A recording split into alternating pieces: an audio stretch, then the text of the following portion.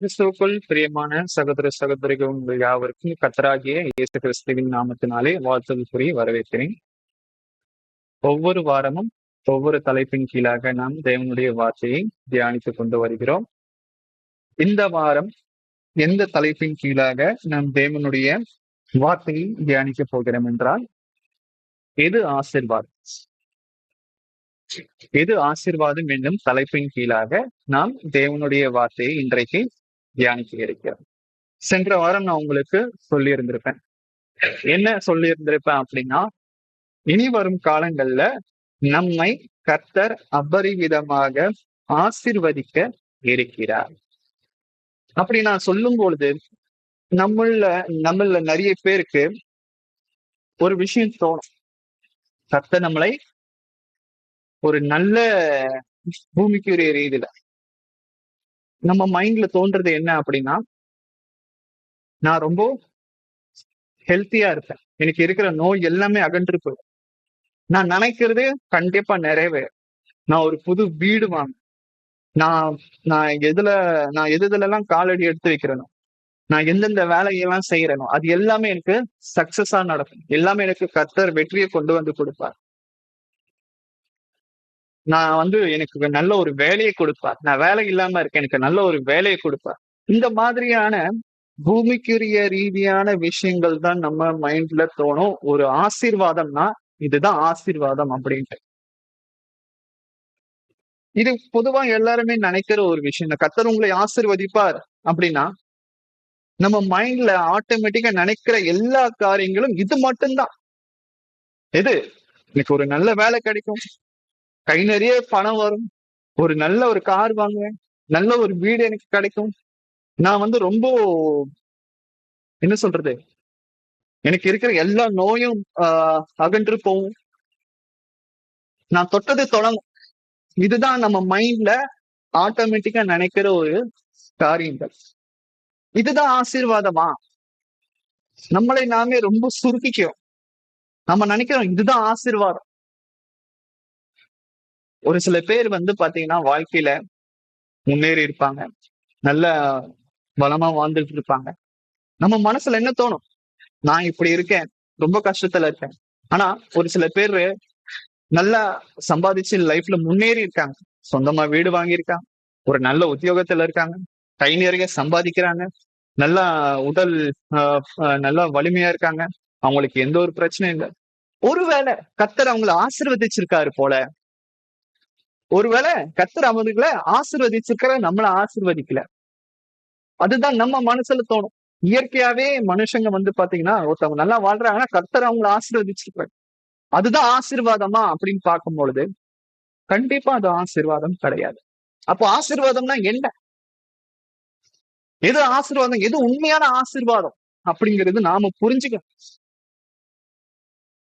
ஆசீர்வாதம் என்னன்னா, ஒரு விஷயம் நம்மை எந்த அளவுக்கு கர்த்தர் இடத்துல ரொம்ப கிட்ட போய் சேர்க்குதோ, எந்த ஒரு விஷயம் நம்மள கர்த்தர் இடத்துல ரொம்ப கிட்ட போய் சேர்க்குதோ அதுதான் ஆசீர்வாதம். நல்லா புரிஞ்சுக்கோங்க. பணம் அதிகமா சம்பாதிக்கிறதோ, வீடு வாங்குறதோ, உடம்பு ரொம்ப ஆரோக்கியமா இருக்கிறதோ, தொட்டது எல்லாம் துலங்குறதோ அது ஆசீர்வாதமே கிடையாது. உண்மையான ஆசீர்வாதம்னா என்ன அப்படின்னா, எந்த ஒரு விஷயம் நம்மளை அதிகமாய் கர்த்தர் இடத்துல கிட்ட போய் சேர்த்து கொண்டே இருக்குதோ, அவர் விட்டு பின்வாங்காம அவர் இடத்துல நம்ம கிட்ட போய் சேர்க்குதோ அதுதான் உண்மையான ஆசீர்வாதம். அது எந்த விஷயமா இருக்கும் கொஞ்சம் யோசிச்சு பார்க்கும் போது வேற ஒண்ணுமே கிடையாது. நமக்கு நேரெடுக்கிற வழிகள், அவமானங்கள், நம்ம கர்த்தருக்காக வெயிட் பண்ணிட்டு இருக்கோம், இழப்புகள், தோல்விகள், இதுதான் நம்மளை கர்த்தர் இடத்துல கொண்டு போய் சேர்க்கும். வேற எதுவுமே கிடையாது. நம்ம கிட்ட காசு பணம் எல்லாம் சந்தோஷமா இருந்தா கர்த்தர் இடத்துல சேருவோமா? மறந்துடுவோம். நமக்கு எப்போ உடம்புல வலி, மனசுல வலி, வேதனைகள், இழப்பு, தோல்வி, ரொம்ப நேரம் வெயிட் பண்ணிட்டு இருக்கோம், நமக்கு நினைச்சது கிடைக்கல, கர்த்தர் இடத்துல போயிட்டே இருப்போம், நம்ம கிட்ட போயிட்டே இருப்போம், அதுதான் ஆசீர்வாதம். நல்லா யோசிச்சு புரிஞ்சுக்கோங்க. ஏசாயா 55 வசனம் 8, 9. ஏசாயா 55 வசனம் 8, 9. என் நினைவுகள் உங்கள் நினைவுகள் அல்ல, உங்கள் வழிகள் என் வழிகள் உதவென்று கர்த்தர் சொல்லுகிறார். பூமியை பார்க்கும் வானங்கள் எப்படி உயர்ந்திருக்கிறதோ அப்படியே உங்கள் வழிகளை பார்க்கும் என் வழிகள், உங்கள் நினைவுகளை பார்க்கும் என் நினைவுகள் உயர்ந்திருக்கிறது. பாருங்க, நாம ஒரு விஷயம் நினைப்போம், ஆனா நாம நினைக்கிற அந்த விஷயம் நடக்காது.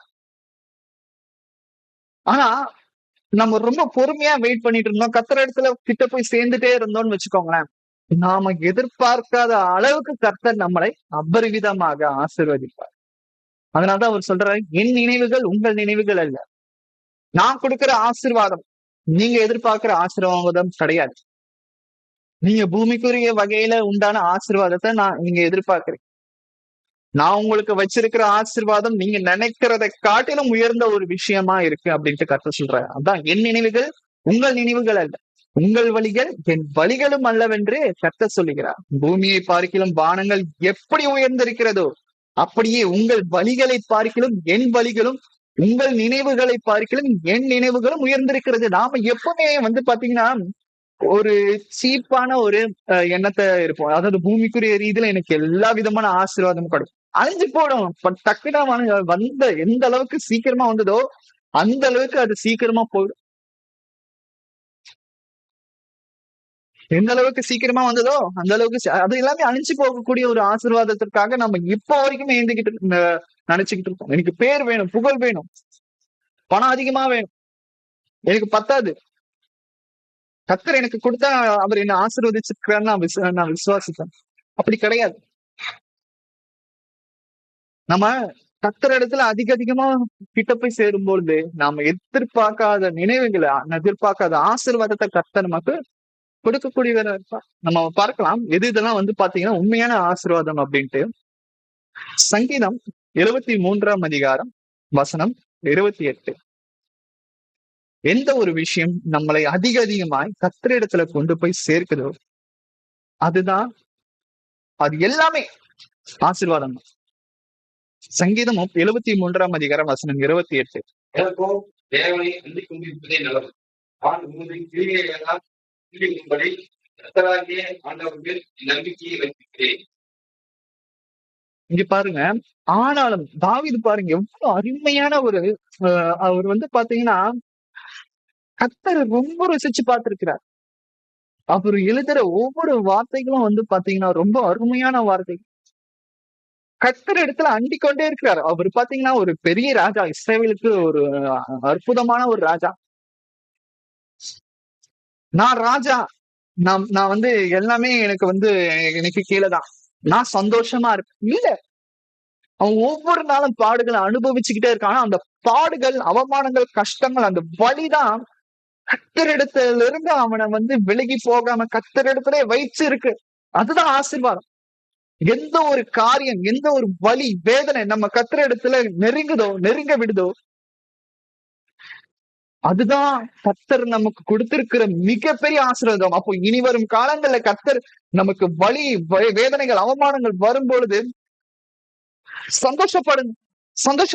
ஏன்னா எனக்கு வந்திருக்கிற அந்த வலிகள், வேதனைகள், அவமானங்கள், தோல்விகள், துயரங்கள், இது எல்லாமே என்ன கர்த்தரிடத்துல கொண்டு போய் சேர்க்கிறதுக்கு தான் வழிவகுக்குது தவிர அவர் இடத்துல இருந்து எனக்கு பின்வாங்கிறதுக்கு வழிவகுக்கல. இப்படி சொல்றாரு பாருங்க. ஆனாலும் நான் தேவனை அண்டிக் கொண்டிருப்பதே எனக்கு நலம். மனுஷனை அண்டு கொண்டிருப்பதா, தேவனை அண்டிக் கொண்டிருப்பதா? எனக்கு எங்க அப்பா அம்மா இருக்காங்க, அவங்க பார்த்துப்பாங்க. எனக்கு கஷ்டம் வரும்போது எவ்வளவு நாள் நம்ம அப்பா அம்மாவையே டிபெண்ட் பண்ணிருப்போம். எனக்கு என் கணவர் இருப்பார், நான் சாகுற வரைக்கும் என் கணவர் நம்பி இருப்பேன். எனக்கு என் மனைவி இருக்காங்க, நான் சாகுற வரைக்கும் என் மனைவியை நம்பி இருப்பேன். எனக்கு என் பிள்ளைகள் இருக்காங்க, நான் சாகுற வரைக்கும் அவங்களையே அண்டிக் கொண்டு இருப்பேன். நிறைய பேர் பிள்ளைகளை வளர்க்கறதே எதுக்குன்னா, கடைசி காலத்துல அவங்க அப்பா அம்மாவை நல்லா பாத்துக்கிறது நல்ல ஒரு விஷயம்தான். ஆனா அவங்களே அண்டிக் கொண்டு இருப்பது, அவங்களே நம்பி இருப்பது, அப்படி இருக்கக்கூடாது. நம்ம தேவனை எப்பவுமே அண்டிக் கொண்டு இருக்கணும். அவரே நம்பி இருக்கணும். நான் உமது கிரியைகளை எல்லாம் விவரிக்கும் பொருட்டு கர்த்தராகிய ஆண்டவர் என்மேல் நம்பிக்கையை வைத்திருக்கிறேன். ஒவ்வொரு வலியும் வேதனையும் நம்ம கர்த்தர் இடத்துல கொண்டு போய் சேர்க்கணும். நமக்கு எல்லாம் நம்ம நினைக்கிற எல்லா காரியங்களும் நிறைவேறுது. தொட்டதெல்லாம் தொடங்குது. நான் எந்த ஒரு வேலை செஞ்சாலும் அதுல எனக்கு நல்ல ஒரு லாபம், எனக்கு நல்ல ஒரு பேரு புகழ் எல்லாமே கிடைக்குது. அப்ப நம்ம என்ன பண்ணுவோம்? அது பாத்தீங்கன்னா மனசுல ஒரு பெரிய ஒரு விஷத்தை உண்டு பண்ணும். கர்த்தர் இடத்துல இருந்து பின்வாங்குற விஷயமா அது உண்டு பண்ணுது. கர்த்தரை மறந்துடும். தொடர்ந்து ஜெயிச்சுக்கிட்டே இருந்தோம், தோல்வியே பார்க்காம எல்லா விஷயத்திலயும் அதுதான் ஆசீர்வாதம் நினைச்சிட்டு இருக்கோம். கர்த்தர் எனக்கு தேவையில்லை. இனி நான் எனக்கு பாத்தீங்கன்னா நான் 2-3 தலைமுறைக்கு நான் உட்காந்து சாப்பிடறதுக்கு என்கிட்ட இருக்கு. அது மட்டும் இல்லாம எனக்கு ஆட்டோமேட்டிக்கா பேரும் புகழும் வந்துகிட்டு இருக்கு. நான் எதிர்பார்க்கவே இல்லை. அப்ப நம்ம என்ன யோசிப்போம்? கர்த்தர்னா யாரு அப்படிங்கிற லெவலுக்கு நம்ம போயிடும். இஷ்டத்துக்கு நம்ம யோசிப்போம். அது ஆசீர்வாதம் கிடையாது. நமக்கு நேரிடுகிற ஒவ்வொரு வலி வேதனை நம்ம இருதயத்துல குத்தப்படுறோம் பாருங்க. இருதயம் நொறுங்குற அளவுக்கு நமக்கு வேதனை வருது பாருங்க. அதுதான் உண்மையான ஆசீர்வாதம். நம்ம கர்த்தரிடத்துல கொண்டு போய் சேர்க்கிற ஒரு விஷயம் அது. யோனா உங்க எல்லாருக்குமே தெரியும். யோனா பாத்தீங்கன்னா மீனின் வயிற்றுக்குள்ள போயிட்டு இறங்கிடுவாரு. ஆனா அது அவருக்கு ஒரு பனிஷ்மெண்டா முன்னாடி நினைச்சிருக்கலாம். ஆனா அது பனிஷ்மெண்ட் கிடையாது. அது அவரை தண்டிக்கிற ஒரு விதம் கிடையாது. அது அவர் ஒரு பாதுகாப்பு வளையத்துக்குள்ள போய் கொண்டு போய் சேர்க்கிற மாதிரி. அந்த மீனின் வயிற்றுக்குள்ள இருந்ததுனால அவன் உயிர் பொழைச்சான். அப்படியே தண்ணியில மிதக்க விட்டுருந்தானா அவன் உயிர் பொழைச்சிருக்க முடியுமா? கர்த்தர் நம்ம வாழ்க்கையில ஒவ்வொரு விஷயங்கள் பண்ணும் பொழுதும் அது நாம ஐயோ என்னடா இது எனக்கு தோல்வியில முடிஞ்சிருச்சே, ஐயோ என்னடா இது எனக்கு வலியை கொடுக்குது, வேதனையை கொடுக்குது, அவமானத்தை கொடுக்குதே, நம்ம அப்படி நினைப்போம். அதே போல யோனா நினைப்பான், என்னடா நம்ம வயிற்றுக்குள்ள போயிட்டோமே, அது பனிஷ்மெண்டா அவன் நினைச்சிருப்பான். ஆனா கர்த்தர் பாத்தீங்கன்னா அது பனிஷ்மெண்ட் இல்லப்பா, உனக்கு நான் கொடுத்திருக்கிற ப்ரொடெக்ஷன். நீ தண்ணியில மூழ்கி போகாதபடிக்கு நான் உன்னை பாதுகாக்கிறேன். கடைசியில அவன் மனம் திரும்பான், கர்த்தருக்கு கீழ்ப்படியான். யோனா 2ஆம் அதிகாரம் வசனம் 1-2. யோனா 2ஆம் அதிகாரம் வசனம் 1-2. யோனா பழைய ஏற்பாட்டின் இதுல யோனா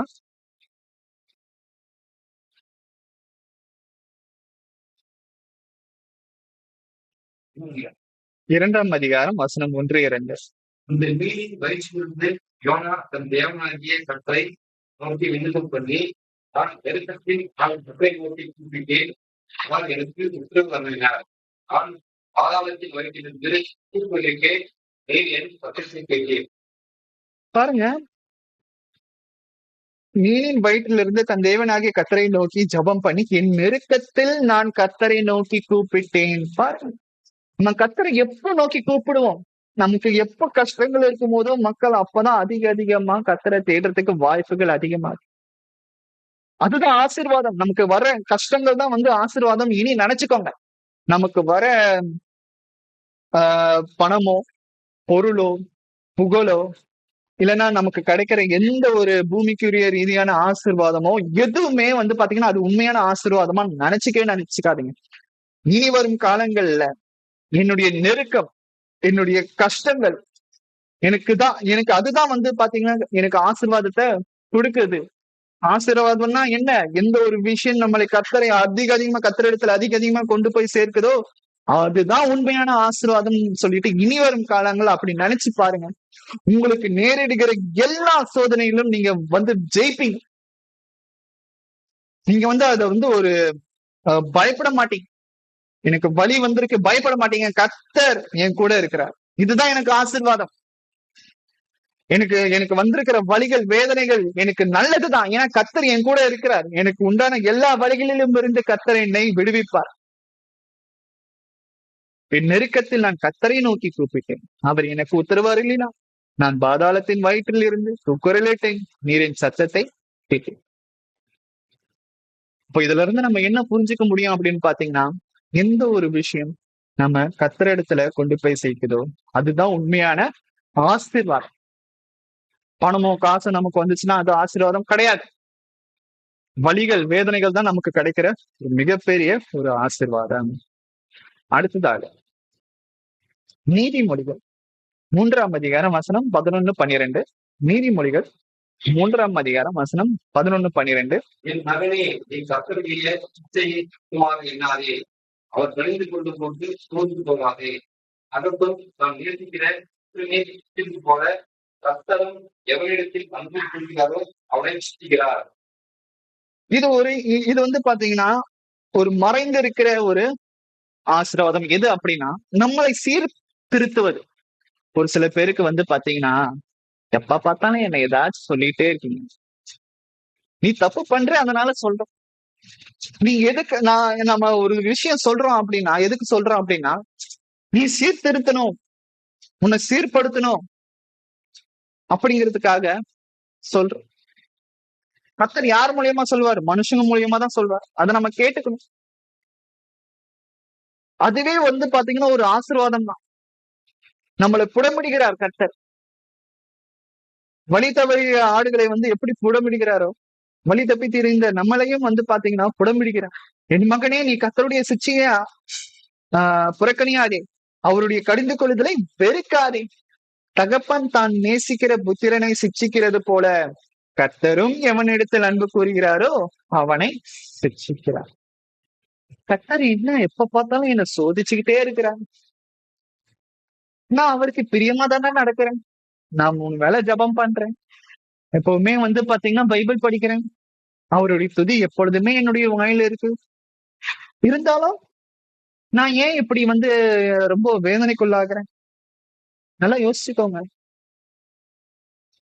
ஒரு சில விஷயங்கள்லாம் நம்ம வந்து பாத்தீங்கன்னா தோல்வி அடைஞ்சுதான் நம்ம வந்து ஜெயிக்க முடியும். எப்பவுமே எடுத்த எடுப்புலயே நம்ம ஜெயிச்சுட்டே இருக்கணும்னா ஒரு விஷயத்த நம்ம கத்துக்கவே முடியாது. திடீர்னு தோல்வி வரும், திணறுவோம். இந்த தோல்வியை நான் எப்படி என் வாழ்க்கையில நான் இது வரைக்கும் தோல்வியை பார்த்தது இல்லையே, இந்த தோல்வியை நான் எப்படி சமாளிக்கிறது, இந்த தோல்வியை நான் எப்படி ஹேண்டில் பண்றது? உதாரணத்துக்கு குடும்பத்துல ஒருத்தர் வந்து வேலைக்கு போயிட்டு இருக்கிறார். அந்த ஒரு வேலைதான் அவருக்கு வீட்டுல இருக்கு. அது மூலியமா தான் அவங்க குடும்பத்தை அவன் வந்து போஷிக்கிறான். நல்லாதான் போயிட்டு இருக்கு. திடீர்னு வேலையை விட்டு நிறுத்திடுறான். அவனுக்கும் வயசாயிடுச்சு. நீ வேற வேலைக்கும் அவன் கிடைக்க வாய்ப்பு. இவ்வளவு நாள் நல்லா இருந்த அந்த ஒரு விஷயம் திடீர்னு ஐயோ நான் என்ன பண்ணுவேன், ஏது பண்ணுவேன், இனி என்ன வேலையில யாரு எடுத்துப்பா? நம்ம யோசிக்கணும்.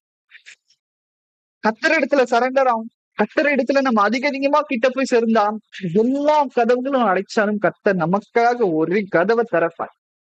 அந்த கதவு வழியா நமக்கு இருக்கிற எல்லா கஷ்டத்திலையும் நம்ம வந்து மீண்டு வெளியே வர வாய்ப்புகள் அதிகமா இருக்கு. கர்த்தர் நம்மளை வந்து அபரிவிதமாக ஆசீர்வதிக்கிறார். இதுதான் கர்த்தர் இடத்துல நம்ம அதிகமா நம்ம கிட்ட சேர்றதுக்கு நமக்கு வாய்ப்பு கொடுக்கிறார். தகப்பன் தான் நேசிக்கிற புத்திரனை சிட்சிக்கிறது போல கர்த்தரும் எவனிடத்தில் அன்பு கூறுகிறாரோ அவனை சிட்சிக்கிறார். நம்மளை சுத்தி நிறைய பேர் எந்த ஒரு வலி வேதனை இல்லாம சந்தோஷமா இருக்கிறாங்க. அப்படின்னா என்ன அர்த்தம்? கர்த்தர் அவர்களை சிட்சிக்கல, அவர்களை நேசிக்கல, அவர்கள் இஷ்ட போக்கில விடுறார். அவங்க அதனால வந்து சந்தோஷமா இருப்பாங்க. நான் கஷ்டப்படுறேன், நான் நிறைய விஷயங்களை நான் வந்து இழந்துட்டு இருக்கேன். கர்த்தர் உங்களை நேசிக்கிறார். கர்த்தர் நீங்களை வந்து சீர்திருத்துகிறார். தோல்வி அடையாம நிறைய விஷயங்களை நம்ம லேர்ன் பண்ணவே முடியாது. அடிப்பட்டு தான் அந்த வாழ்க்கையில நிறைய காரியங்களை கத்துக்க முடியும். தாவீது கூட வந்து பாத்தீங்கன்னா பத்சேபால் இடத்துல வந்து தப்பா நடந்து கொண்டான். அதனால கர்த்தர் வந்து அவனை கரெக்ட் பண்றார். அது ஒரு பிளஸிங் தான். அவனை வந்து தண்டிக்கிறார். நீ பண்ணது தப்புங்கிறத தாவீதுக்கு தெரியல. ஆனா தாவீது வந்து அவன் பண்ற தப்ப உணர்த்துகிறார். அதனால அவன் வந்து கர்த்தரை பின்வாங்கி போயிட்டானா, கர்த்தரை நான் அவருக்காக எவ்வளவோ பண்ணேன், சங்கீத புஸ்தகங்களெல்லாம் எழுதுறேன், அவரை துதிச்சு நான் தினமும் பாடினேன். அவருடைய மக்களை, இஸ்ரவேல் மக்களை நான் வந்து நல்லபடியா வழி நடத்தினேன். ஒரே ஒரு சின்ன தப்பு பண்ணிட்டேன், அதுக்கு கர்த்தர் என்னை இப்படி போய் தண்டிச்சிட்டாரே, என் மகனை தூக்கிட்டாரே, என்னுடைய மனைவிகளை வந்து வேற ஒருத்தவங்களுக்கு கொடுத்துட்டாரே, மறுமனையாட்டிகளை. ஏன் இப்படி பண்ணிட்டார்? நான் பண்ண ஒரு தப்பு இல்ல. அந்த தப்புல இருந்து நிறைய பேரு அவனுக்கு பின்வரும் ஜெனரேஷன்ஸ் வந்து ஒரு நல்ல பாடமா பாடமா அமைஞ்சிருச்சு. அது என்ன அப்படின்னா, நாம என்னதான் தேவனுடைய இருதயத்திற்கு ஏற்றவர்களா இருந்தாலும் தப்பு பண்ணா அதற்கு உண்டான தண்டனை எப்பவுமே அனுபவிப்போம். ஆனா தாவீது வந்து பின்வாங்கி போல. சங்கீதம் 51ஆம் அதிகாரத்துல ஃபுல்லா நீங்க படிச்சீங்க அப்படின்னா, அவன் கண்ணீர் விட்டு அழுகுறான். அவனுடைய இருதயம் நொறுங்கப்படுது. கர்த்தர் அவனை தண்டிக்கும் பொழுது, நான் இவ்வளவு நாள் கர்த்தருடைய இருதயத்திற்கு ஏற்றவனா இருந்தேனே, நான் பண்ண ஒரு தப்புனா கர்த்தர் என்னை தண்டிக்கிறார். ஆனா அவன் வந்து பின்வாங்கி போகல. அவன் அழுகுறான், ஜெபிக்கிறான், கர்த்தர் இடத்துல ஜெபிக்கிறான். கர்த்தர் அவனை திரும்ப ஏற்றுக்கொள்கிறான். இதுதான் வந்து பாத்தீங்கன்னா இங்கிலீஷ்ல கரெக்ஷன் சொல்லுவாங்க, சீர்திருத்துவது. கர்த்தர் வந்து அவனே சரி ஓகேப்பா, நீ வந்து என்னுடைய ஒரு கட்டளை தானே மீறின, நான் உன்னை மன்னிச்சு விட்டுறேன் அப்படின்லாம் விடல. அவனுக்கு புத்தி தெளிய வைக்கிறார். இந்த மாதிரி நமக்கு புத்தி தெளிய வைக்கிறது நமக்கு ரொம்ப ரொம்ப நல்லது. இல்லைன்னா நம்ம பண்ற தப்ப தெரியாம பண்ணிக்கிட்டே இருந்திருக்கும். நம்மளுடைய வாழ்க்கையில நமக்கு வர கஷ்டங்கள் ரொம்ப நல்லது. அடுத்ததா கூட நம்ம வந்து வாசிக்கலாம். ஒரு சில பேர் வந்து பாத்தீங்கன்னா பொறுமை இருக்காது. பொறுமையோட காத்துட்டு இருக்கிறது அது ஏதோ ஒரு சாபம் அப்படின்னு நினைச்சிட்டு இருப்பான். ஆனா அது ஒரு முக்கியமான ஒரு ஆசீர்வாதம். கர்த்தருக்காக நம்ம காத்துக்கிட்டு இருக்கோம். என் மனைவி நான் என்ன சொன்னாலும் கேட்க மாட்டேன்றாங்க, நான் எல்லாமே பண்ணி பார்த்தேன். என் கணவன் நான் என்ன சொன்னாலும் கேட்கவே மாட்டேன்றாரு, நானும் பொறுமையா பார்த்துட்டேன். நானும் என்னென்னமோ நான் ட்ரை பண்றேன், எவ்வளவோ நாள் வெயிட் பண்ணிட்டு இருக்கேன், எவ்வளவோ நான் வந்து பாத்தீங்கன்னா இந்த நான் வந்து நிறைய காரியங்கள் பண்ணிட்டேன். அப்படி இருந்தும் என் கணவர் திருந்த மாட்டேன்றான், குடிபோதையில இருக்கிறான். என் மனைவி திருந்த மாட்டேன்றான், என் பிள்ளைகள் என் சொல் பேச்சு கேட்க மாட்டேன்றாங்க. நான் எவ்வளவோ பண்ணி பார்த்துட்டேன். ஆனா நாம பண்ண வேண்டிய ஒரு முக்கியமான விஷயம் என்ன தெரியுமா? நாம ஒரு சில விஷயங்கள் சொல்லுவோம், கேட்க மாட்டாங்க. நல்ல காரியங்களை தான் நம்ம சொல்லுவோம், கேட்க மாட்டாங்க. தண்டிப்போம், அடிப்போம், எல்லாமே பண்ணி பார்த்துரும். நிறைய விஷயங்களும் எமோஷனல் பிளாக்மெயிலும் பண்ணி பார்த்துரும். எதுவுமே அவங்க வந்து கிடைக்கல, அவங்க கேட்டு திருந்த மாட்டேன்றாங்க அப்படின்னா, கடைசியா நம்ம பண்ண வேண்டிய ஒரே ஒரு விஷயம் கர்த்தர் இடத்துல அவங்கள வந்து ஒப்படைக்கிறது. இதாவே நான் எவ்வளவு ட்ரை பண்ணி பார்த்துட்டேன். குடும்பத்துல சந்தோஷம் சமாதானம் வர்றதுக்கு நான் எவ்வளவோ விஷயங்கள் ட்ரை பண்ணி பார்த்துட்டேன். நான் சொல்ற பேச்சு யாருமே கேட்க மாட்டேன்றான். என்னால முடிஞ்ச அளவுக்கு என் சக்தியை மீறி நான் நிறைய விஷயங்களை பண்ணேன். ஆனால் இனி வரும் காலங்கள்ல இந்த காரியங்கள் எல்லாவற்றையும் நான் உங்களிடத்துல நான் ஒப்படைக்கிறேன். நீங்க பார்த்து ஏதாச்சும் பண்ணுங்க. ஏன்னா நான் பண்ண வேண்டிய காரியங்கள் எல்லாமே என் சைட்ல இருந்து நான் பண்ணிட்டேன். யாருமே என் சொல் பேச்சு கேட்கல. இனி வரும் காலங்கள்ல நான் அவங்க என்ன பண்ணாலும் நான் உங்களிடத்துல ஒப்படைக்கிறேன். நீங்க பார்த்து ஏதாச்சும் பண்ணுங்க. கர்த்தருக்காக நம்ம வெயிட் பண்ணணும். நம்ம சொல்லிட்டு அப்படியே வந்து விட்டுறக்கூடாது. கர்த்தருக்காக வெயிட் பண்ணுங்க, பொறுமையா வெயிட் பண்ணுங்க. கர்த்தர் ஏற்ற காலத்துல எல்லாருக்கும் நல்ல புத்திமதியை கொடுப்பார். ஏசாயா 40ஆம் அதிகாரம் வசனம் 31. கர்த்தருக்காக காத்திருக்கிறவங்க எப்படிப்பட்ட ஒரு ஆசீர்வாதத்தை பெறுறாங்க அப்படிங்கறத பாருங்க. ஏசாயா 40ஆம் அதிகாரம் வசனம் 31. இது விலங்கு அடைந்து கருவிகளை போல எழுப்புவார்கள். அவர்கள் ஓடினாலும் கேட்பார்கள், நடந்தாலும் சோர்ந்து போவார்கள். நம்ம வாழ்க்கையில நம்ம நிறைய காரியங்களை சீக்கிரமா எதிர்பார்க்கிறோம். அடிச்சு துன்புறுத்தி அவங்க மத்தவங்களுடைய மனசை மாத்திடணும்னு எதிர்பார்க்கிறோம். இல்லைன்னா வேற ஏதாச்சும் எமோஷனலா பிளாக்மெயில் பண்ணி, இல்லைன்னா பழி வாங்கி நம்ம வந்து ஒரு சில காரியங்களை நம்ம வந்து சாதிக்கணும் அப்படின்னு எதிர்பார்க்கிறோம். ஆனா யாராச்சும் பொறுமையா இருந்து ஒரு சில விஷயங்களை சாதிச்சு இருப்போமா? நம்ம யோசிச்சு பார்க்கணும். பொறுமையா இருந்து ஒரு சில விஷயங்களை நம்ம சாதிச்சோம் அப்படின்னா அந்த சாதனை கர்த்தர் கொடுக்கிற ஒரு சாதனையா இருக்கும், ஆசீர்வாதம். பொறுமையா இருக்கிறதோ ஒரு மிகப்பெரிய ஆசீர்வாதம். நமக்கு வலி, வேதனைகள், அவமானங்கள், கஷ்டங்கள் வருகிறது எப்படி ஒரு ஆசீர்வாதமோ, கர்த்தருக்காக நாம் காத்திருப்பதும் ஒரு மிகப்பெரிய ஆசீர்வாதம். இது நான் சும்மா சொல்லல. இது மிகப்பெரிய ஒரு டிசிப்ளின், ஒரு ஒழுக்கம், நல்லொழுக்கம். வாழ்க்கையில நம்ம எல்லாருமே கடைபிடிக்க வேண்டிய ஒரு மிகப்பெரிய நல்லொழுக்கம் என்ன அப்படின்னா, பொறுமை. பொறுமை கண்டிப்பா நமக்கு தேவை. நிறைய விஷயங்களை நம்ம அவசரப்பட்டு பேசுறோம், யோசிக்காம பேசுறோம், யோசிக்காம மேல கை வச்சிடும். ஆனா பொறுமையா இருக்கிறது எவ்வளவு பெரிய ஒரு பிளஸிங். கர்த்தருக்காக காத்து பிதாவே, நான் ட்ரை பண்ணிட்டேன். என் கண்ணு முன்னாடி நிறைய அவலங்கள் நடக்குது. இதெல்லாம் நீங்க பாத்துக்கோங்க. நான் முடிஞ்ச அளவுக்கு நான் ட்ரை பண்ணிட்டேன். இனி வரும் நாட்கள்ல நான் உங்ககிட்ட ஒப்படைக்கிறேன். நீங்களா பார்த்து ஏதாச்சும் பண்ணுங்க. கர்த்தர் இடத்துல ஒப்படைங்க, அவ்வளவுதான். யோசுவா உங்க எல்லாருக்குமே தெரியும். யோசேப்பு அவன் எகிப்துல ஒரு பெரிய அதிகாரியா மாறதுக்கு முன்னாடி, ராஜாவுக்கு அடுத்த ஒரு பெரிய மந்திரியா, ஒரு அதிகாரியா மாறதுக்கு முன்னாடி 13 வருஷம் 13 வருஷம் அவன் பாத்தீங்கன்னா ஒரு அடிமையா இருக்கான். சிறை கைதியா ஒரு அடிமையா இருக்கான். அவன் அந்த நேரத்துல என்ன பண்ணிட்டு இருப்பான்னு நீங்க நினைக்கிறீங்க? தன்னைத்தானே ட்ரெயின் பண்ணி இருந்திருக்கான். கத்தரிடத்துல ஜெபிச்சிருக்கான்.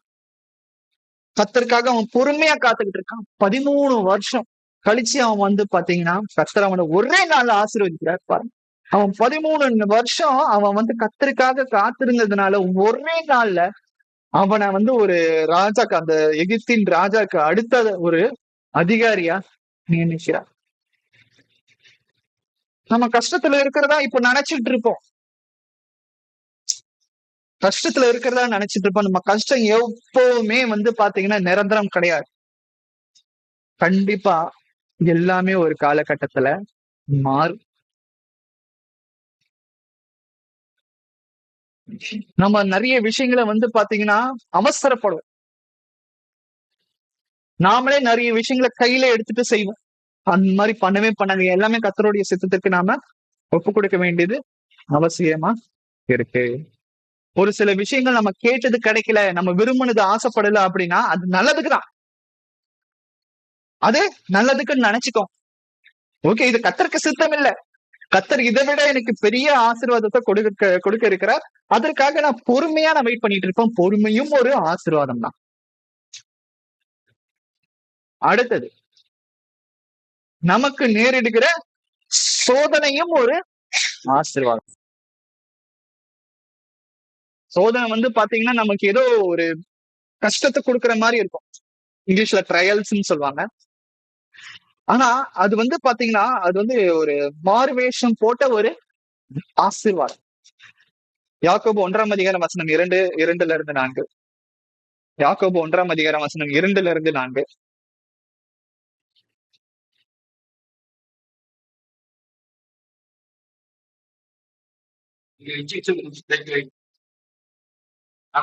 யாக்கோபு 1:2-4. என் சகோதரரே, நீங்கள் பலவிதமான சோதனைகள் அகப்படும் போது உங்கள் விசுவாசத்தின் பரீட்சையானது பொறுமையை உண்டாக்கும் என்று அறிந்து மிகுந்த சந்தோஷமாக இருந்தீர்கள். நீங்கள் ஒன்றிலும் இல்லாமல் பொருளாதாரம் நிறைவாதாரம் பொறுமையானது பூர்ண இயக்கிறாது. பாருங்க, நமக்கு சோதனைகள் வரும்.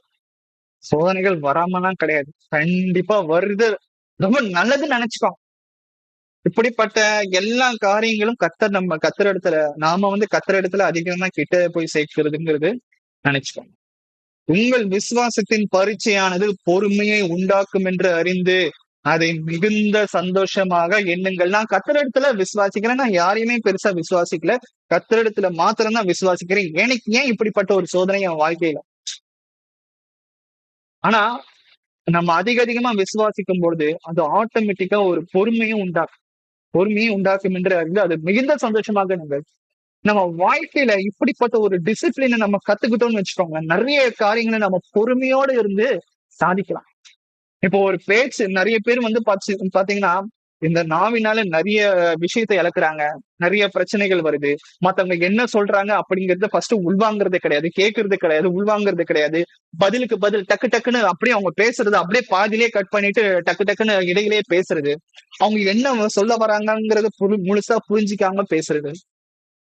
இதுவே நமக்கு இப்படிப்பட்ட ஒரு பொறுமை, ஒரு பேஷன்ஸ், அப்படிப்பட்ட ஒரு டிசிப்ளின், நல்லொழுக்கம் நம்ம இடத்துல இருந்துச்சு அப்படின்னா, அவங்க சொல்ல வர்றத கம்ப்ளீட்டா நம்ம உள்வாங்குவோம். பொறுமையா கேட்டு உள்வாங்கி, அதுக்கு ஏத்த மாதிரி நம்ம பதில் சொல்லணும்னு வச்சுக்கோ. நல்ல வேளை இவங்க கம்ப்ளீட்டா சொல்லி முடிச்சதுக்கு அப்புறம் தான் எனக்கு புரிஞ்சுது. இவங்க பேசும்போது நான் பாதியிலே இன்டரப்ட் பண்ணி நான் பேசியிருந்தேன்னா, அது கெட்ட ஒரு விஷயத்துல முடிஞ்சிருக்கும். நம்ம நினைச்சிருப்போம் நிறைய தடவை. அதனாலதான் பாத்தீங்கன்னா, பொறுமை நமக்கு கண்டிப்பா தேவை. அவசரப்பட்டு நம்ம எந்த ஒரு முடிவும் எடுக்கக்கூடாது. கர்த்தர் நமக்கு நிறைய செய்கை காமிப்பாரு. அவசரப்படாதப்பா, பொறுமையா இரு. தானியேல் உதாரணத்துக்கு பாத்தீங்கன்னா, தானியேலும் ஒரு சோதனையில மாட்டிக்கிறார்.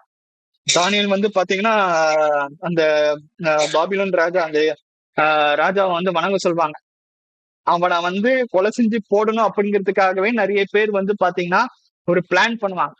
வேணும்ட்டே ஒரு சிலையை எழுப்பி அந்த சிலையை தான் வணங்கணும்னு சொல்லிட்டு ஊர்ல இருக்கிற எல்லா மக்களும் வணங்கும் போது தானியேல் மட்டும் வணங்க மாட்டான். ஏன்னா அவன் ஜீவனுள்ள தேவனை மட்டும்தான் வணங்குவான் அப்படின்னு சொல்லும் பொழுது அவனை தூக்கி சிங்க கபியில போடுறதுக்கு ஒரு பிளான் பண்றான். அதே போல சிங்க கபிலையும் தூக்கி போட்டான். அவனுக்கு அது மிகப்பெரிய ஒரு சோதனை, மிகப்பெரிய ஒரு சோதனை. ஆனா கர்த்தர் தன்னுடைய தூதனை அனுப்பி அங்க சிங்கத்துல இருக்கிற எல்லா சிங்கத்தோட வாயை கட்டி போடுற. நமக்கு நேரிடுகிற சோதனையும் அப்படிதான், அந்த சிங்கம் மாதிரிதான். கர்த்தர் இடத்துல நம்ம ஜெபிக்கும் பொழுது, அதுவும் உபவாசம் இருந்து கர்த்தர் இடத்துல நம்ம ஜெபிச்சோம் அப்படின்னா அதற்கு உண்டான வல்லமையே வேற. நமக்கு இருக்கிற எல்லா சோதனைகளிலும் இந்த கர்த்தர் நம்மளை விடுதலையாக்கி போறோம். எத்தனை பேரை நம்ம விசுவாசிக்கிறோம். உங்கள் விசுவாசத்தின் பரீட்சையானது பொறுமையை உண்டாக்கும் என்று. தானியேல் பொறுமையா நம்ம அவசரப்படல. சாத்ராக், மேஷாக், ஆபேத்நேகோ உங்க எல்லாருக்குமே நல்லா தெரியும். அவங்களும் பாத்தீங்கன்னா தானியேல் மாதிரி தேவகாத் நேசருடைய சிலையை அவங்க வணங்கல. நாங்க ஜீவனுள்ள தேவனை தான் நாங்க வணங்குவோம். ஆபிரகாம், ஈசாக்கு, யாக்கோபின் தேவனை தான் நாங்க வணங்குவோம். பாருங்க, அவங்களை தூக்கி அந்த அக்னி ஜுவாலையில போடும் பொழுது அவங்களை கொண்டு போய் சேர்த்தவங்க அந்த சேவகர்கள் கூட எரிஞ்சு போயிட்டாங்க.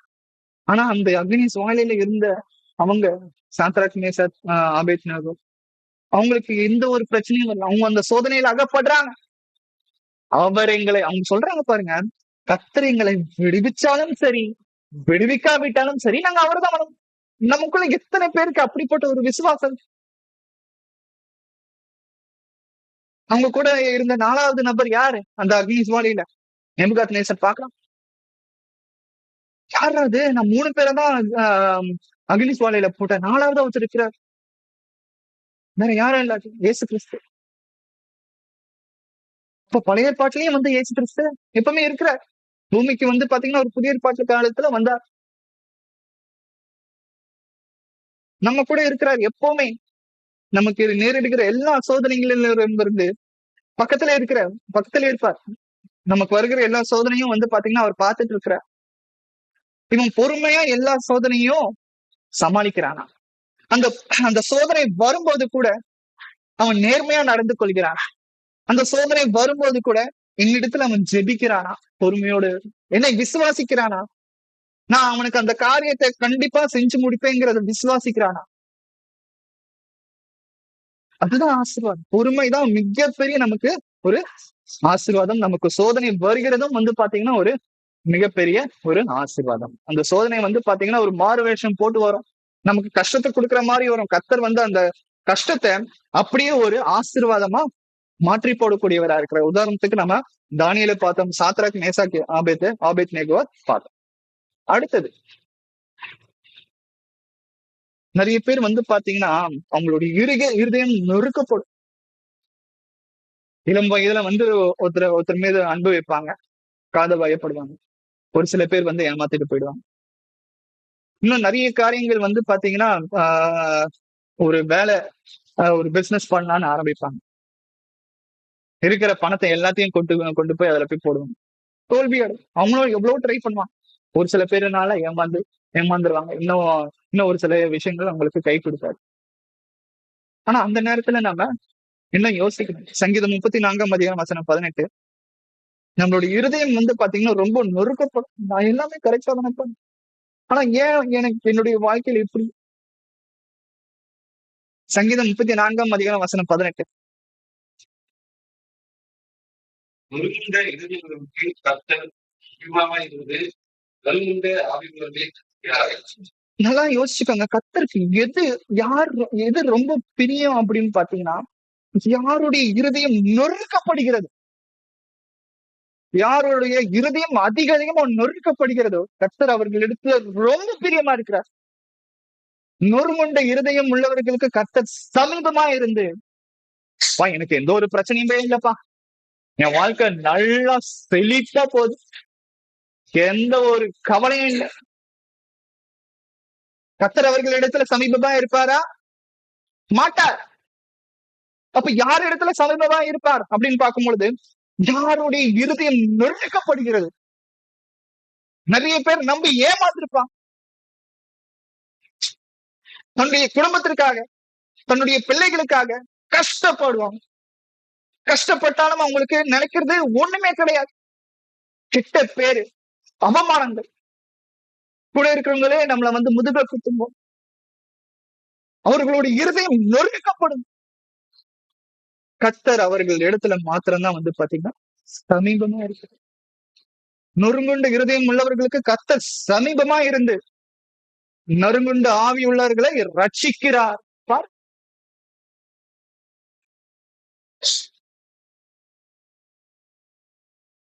நம்மளுக்கு நமக்கு இந்த இருதயத்துல நம்ம நொறுக்கப்படும் போதுதான் நம்ம நிறைய விஷயங்களை எந்த அளவுக்கு நாம வந்து கர்த்தருக்கு முன்பாக தாழ்மையா நடந்துக்கிறதுங்கிறது நம்ம அவர்களிடத்துல கர்த்தருடைய ஆசீர்வாதம் எப்பவுமே தங்கும். அப்போஸ்தலனாகிய பவுலுக்கு உடம்புல சரீரத்துல ஒரு முள் கொடுக்கப்படுது. அவன் ஒவ்வொரு நாளும் அந்த முள்ளுனால வேதனைப்படுறான். கர்த்தர் அந்த முள்ளை எடுத்து போட்டாரா? இல்ல. உன்னுடைய பலவீனத்தில் என் பலன் பூரணமாய் விளங்கும். அதை குறிச்சு அவன் சந்தோஷப்பட்டான். அவனுக்கு இருக்கிற அந்த பலவீனத்தை குறித்து ரொம்ப ரொம்ப சந்தோஷப்பட்டான். நமக்கு ஒரு சோதனைகள் வருது, வேதனைகள் வருது, நம்மளுடைய இருதயம் நொறுக்கப்படுது அப்படின்னா கர்த்தர் என் கூட இருக்கிறார், எனக்கு வேற என்ன வேணும்? நான் அதை குறித்து சந்தோஷப்படுவேன். பேதுரு உங்க எல்லாருக்குமே நல்லா தெரியும். இயேசு கிறிஸ்து கூடவே டிராவல் பண்ணார். இந்த பூமியில இயேசு கிறிஸ்து மனுஷ ரூபம் எடுத்து வரும்போது அவருடைய அற்புதங்களை, அதிசயங்களை நேரடியா பார்த்த ஒரு மனுஷன் கடைசியில என்ன பண்றான்? மறுதளிக்கிறான். எனக்கு அவரை யாருமே தெரியாதுங்க. அதற்காக இயேசு கிறிஸ்து அவனை வந்து பழி வாங்கினாரா? அவனுக்காக ஜெபம் பண்றேன். அவனை வந்து அழிக்கல. அவன் வந்து மனம் திரும்புறான். அவனுடைய இருதயம் அங்க நொறுக்கப்படுது. ஐயோ, நான் இப்படிப்பட்டவரை மறுதளிச்சுட்டேனே. அவனுடைய இருதயம் அங்க நொறுக்கப்படுது. அதவே கர்த்தர் வந்து எப்படி மாத்துகிறார் அப்படின்னு பார்க்கும்போது, பரிசுத்த ஆவியானவர் மூலியமா அந்த பெந்தகோஸ்தே நாட்கள்ல அவன் தைரியம் வந்து அந்த மார்ச் மேடையில ஏறி நின்னு பிரசங்கிக்கிறான். எல்லாருமே இருதயத்துல குத்தப்பட்ட 3000 பேர் ஞானஸ்நானம் எடுக்கப்பட்டார்கள். பாருங்க, நம்ம வந்து ஏதாச்சும் ஒரு விஷயத்துல தோக்கும் பொழுது, இருதயம் நொறுங்கும் பொழுது, கர்த்தர் இடத்துல இருந்து தயவு செஞ்சு மறைஞ்சிடாது. அவர் இடத்துல ஓடி போய் சேரு. எனக்கு வேற நாதியே இல்லை. நான் எல்லாரையும் நம்பி ஏமாந்துட்டேன். நான் முதல்ல உங்ககிட்ட வந்து நான் சரண்டர் ஆயிருக்கணும். நான் பண்ணாம விட்டது என்னுடைய தப்பு. தயவு செஞ்சு என்னை காப்பாத்து. நான் ரொம்ப கஷ்டத்துல, ரொம்ப பாடுகள்ல, அவமானத்துல தயவு செஞ்சு என்ன காப்பாத்துங்க, என் இருதயம் ரொம்ப நொறுக்கப்படும், ப்ளீஸ் ஹெல்ப் பண்ணுங்க. கர்த்தர் கண்டிப்பா ஆசீர்வதிப்பார். அப்போ நமக்கு நம்மளுடைய இருதயம் நொறுங்குறதும் பாத்தீங்கன்னா ஒரு ஆசீர்வாதம் தான். அதுவும் நம்மள கர்த்தரிடத்துல கொண்டு போய் சேர்க்கிற ஒரு காரியமா இருக்கு. அடுத்த ஒரு ஆசீர்வாதம் என்ன அப்படின்னு பாத்தீங்கன்னா, கொடுப்பது. கொடுப்பதும் ஒரு ஆசீர்வாதம். வாசிக்கலாம். அப்போஸ்தலர் நடபடிகள் 20ஆம் அதிகாரம் வசனம் 35. அப்போஸ்தலர் நடபடிகள் 20ஆம் அதிகாரம் வசனம் 35. இப்படி பிரயாசப்பட்டு வழங்குவதை தாங்கவும் வாங்குவதை பார்க்கிலும் கொடுக்கிறதை பாக்கியம் என்று கர்த்தராக இயேசு சொன்ன வார்த்தையை நினைக்கவும் வேண்டும் என்று எல்லா அக்கிரமங்களுக்கு காண்பிக்கின்றார். அப்போ அப்போஸ்தலனாகிய பவுல், சாரி, இந்த நிருபத்தை எழுதுறது யாரு அப்படின்னு பாத்தீங்கன்னா லூக்கா எழுதுகிறார். இங்க என்ன சொல்லுகிறார் அப்படின்னு பார்க்கும் பொழுது, வாங்குகிறதை பார்க்கிலும் கொடுக்கிறதே பாக்கியம் என்று கர்த்தராகிய இயேசு சொன்ன வார்த்தைகளை நினைத்து. அப்போ வாங்குறதை காட்டிலும் நம்ம என்ன அதிகமா கொடுக்கணும். அதுதான் உண்மையான ஒரு ஆசீர்வாதம். நம்ம இந்த உலகத்துல நம்ம ஸ்டார்டிங்ல படிச்சோம்ல, கர்த்தர் என்ன ஆசீர்வதிக்கிற, கர்த்தர் அவங்கள ஆசீர்வதிக்கிறார். ஏன் அப்படின்னா அவங்க செல்வ செழிப்போட இருக்காங்க. அவங்க பாத்தீங்கன்னா பெரிய பேரு புகழ் எல்லாமே அவங்களுக்கு கிடைக்குது. அவங்க ரொம்ப ஆரோக்கியமா இருக்காங்க. அது ஆசீர்வாதமே கிடையாது. அது ஆசீர்வாதமே கிடையாது. எது உண்மையான ஆசீர்வாதம்? கர்த்தர் இடத்துல இருந்து வருகிற ஒவ்வொரு ஆசீர்வாதமும் என்னென்ன அப்படிங்கறது இன்னைக்கு நம்ம தியானிச்சுட்டு இருக்கோம். அதுல ஒண்ணுதான் பாத்தீங்கன்னா கொடுக்கிறது. மத்தவங்களுக்கு கொடுக்கறதும் ஒரு ஆசீர்வாதம். நம்ம என்ன நினைப்போம்? மத்தவங்க கிட்ட இருந்து நமக்கு நிறைய கிடைக்குதே, அதுதான் ஆசீர்வாதம் அப்படின்னு நினைப்போம். அது கிடையவே கிடையாது. நம்ம கொடுக்கறதுதான் நமக்கு பாத்தீங்கன்னா ஆசீர்வாதம் அப்படின்னு சொல்லிட்டு அப்போஸ்தலர் நடபடிகள் 20ஆம் அதிகாரம் வசனம் 35 மூலியமாக கர்த்தர் நமக்கு அதை உணர்த்துகிறார். இது என்னுடைய வார்த்தை இல்ல, கர்த்தருடைய வார்த்தை. மார்க் 12ஆம் அதிகாரம் வசனம் 41 இருந்து 44.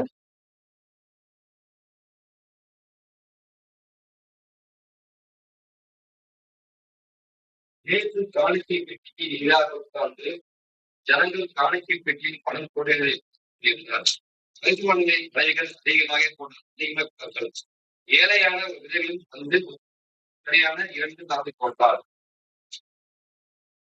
44. அப்பொழுது அவர் தம்முடைய சீக்கிரம் காணிக்கை பெட்டியில் பணம் கொடுக்கிறார் பார்க்க ஏழை விதை அதிகமாக போட்டார் என்று மெய்யாகவே சொல்லுகிறேன். அவர் எல்லாரும் பறிப்பொழுது போட்டார்கள்.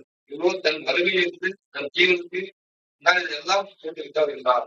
பாருங்க, பரிபூரணத்துல இருந்து போடுறதுக்கும் மத்தவங்களுக்கு கொடுக்கறதுக்கும் காணிக்கை போடுறதுக்கும் தன்னுடைய ஜீவனக்கிட்ட இருந்த விஷயத்த கொண்டு போய் கொடுக்கறதும் நிறைய வேறுபாடுகள்.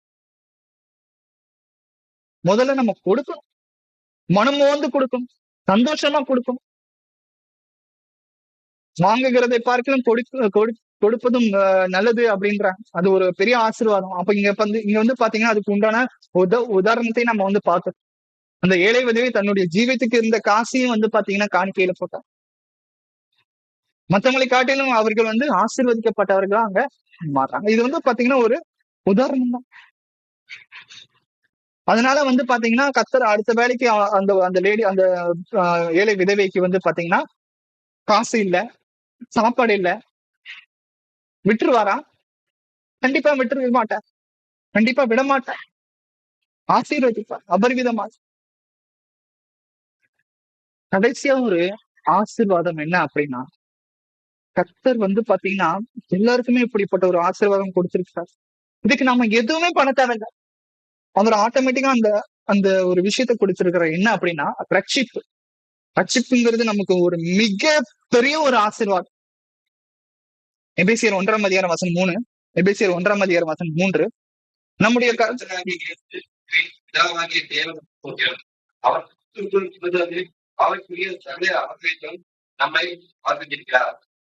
பாருங்க, அதாவது உன்னதங்களில் இல்ல, ஆவிக்குரிய சகல ஆசீர்வாதங்களினாலும் நம்மை ஆசீர்வதித்திருக்கிறார்.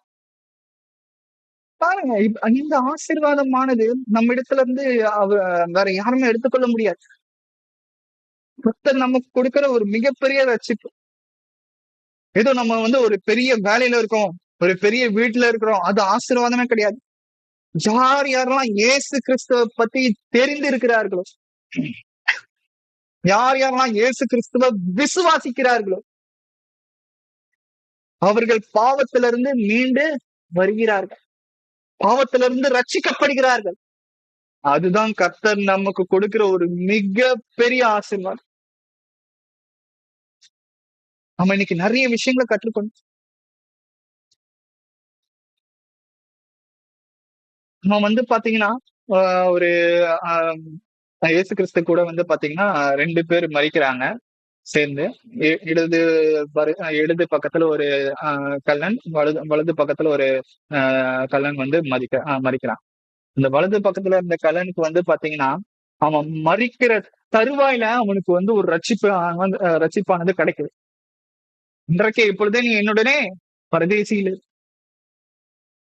அவனுக்கு வந்து எந்த ஒரு பெரிய வெல்த்தும் கிடையாது, ஒரு பெரிய ஃபியூச்சரும் கிடையாது, அவனுக்கு எதிர்காலமும் பூமியில கிடையாது, அவன் ஆரோக்கியமா கூட இருக்கு. ஆனா கர்த்தர் அவனுக்கு ஆசீர்வாதத்தை கொடுத்தா கடைசி நேரத்துல அவன் மூச்சு மறைக்கிற நேரத்துல அவன் வந்து ரட்சிக்கப்படுறான். நமக்கு கர்த்தர் எவ்வளவோ வாய்ப்புகளை கொடுக்கிறார். நமக்கு இன்னும் நாட்கள் இருக்கு. மனம் திரும்புவது, இயேசு கிறிஸ்துவை விசுவாசிக்கிறது. நம்ம ஆல்ரெடி விசுவாசிக்கிறோம், நம்ம ரட்சிக்கப்படும் கண்டிப்பா. எத்தனை பேர் நம்ம விசுவாசிக்கிறோம் கொஞ்சம் யோசிப்பாரு. கர்த்தர் நமக்கு கொடுக்கிற ரட்சிப்பு தான் இருக்கிறதுல மிக பெரிய ஒரு ஆசீர்வாதம், நிலையான ஒரு ஆசீர்வாதம், நித்தியமான ஒரு ஆசீர்வாதம். அப்போ இன்னைக்கு நாம கற்றுக்கொண்டோம், நமக்கு இருக்கிற பணம், பதவி, பேரு, புகழ், பங்களா, காரு எல்லாம் எதுவுமே நமக்கு வந்து ஓகே, நம்ம அது வந்து பாத்தீங்கன்னா அதுதான் ஆசீர்வாதம் அப்படின்னு தயவு செஞ்சு நினைச்சுக்காதீங்க. மத்தவங்க வந்து அவங்க வந்து ரொம்ப செல்வ செழிப்போட இருக்காங்க, காசு பணம் நிறைய வச்சிருக்காங்க, அவங்க ரொம்ப உடல் ஆரோக்கியமா இருக்காங்க, எந்த ஒரு வியாதியுமே அவங்களோட இடத்துல இல்லை, அவங்க தொட்டது எல்லாமே தொடங்குது, அவங்களுடைய பிசினஸ் அவங்களுக்கு லாபம் கிடைக்குது. அது ஆசீர்வாதமே கிடையாது. உண்மையான ஆசீர்வாதம் தான் என்ன? எந்த ஒரு வழி நம்ம கர்த்தர் இடத்துல கொண்டு போய் சேர்க்குதோ அது ஆசீர்வாதம். நம்மளுடைய விசுவாசம், நம்மளுடைய பொறுமை, அது ஆசீர்வாதம்.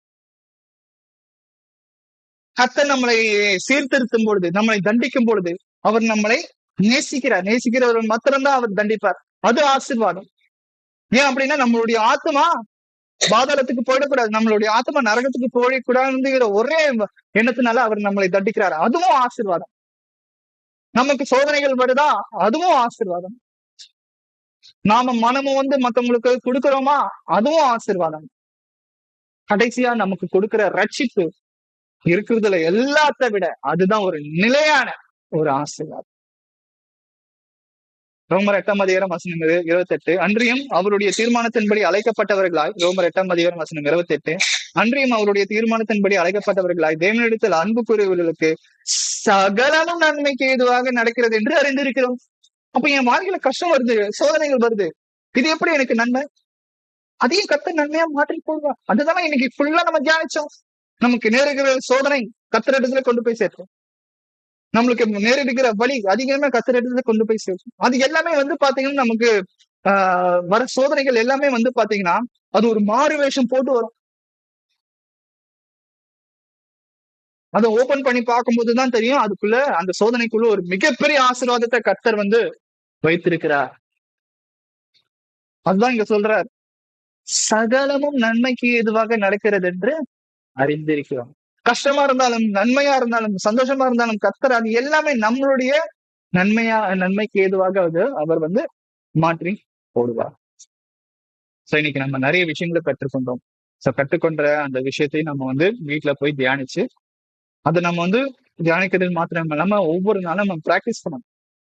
சோதனைகள் வருதா, நல்லது, கர்த்தர் என்னை நேசிக்கிறார். கஷ்டங்கள் வருதா, வலிகள் வருதா, இருதயத்துல நம்ம நொறுக்கப்படுறோமா, இன்னும் ரொம்ப நல்லது.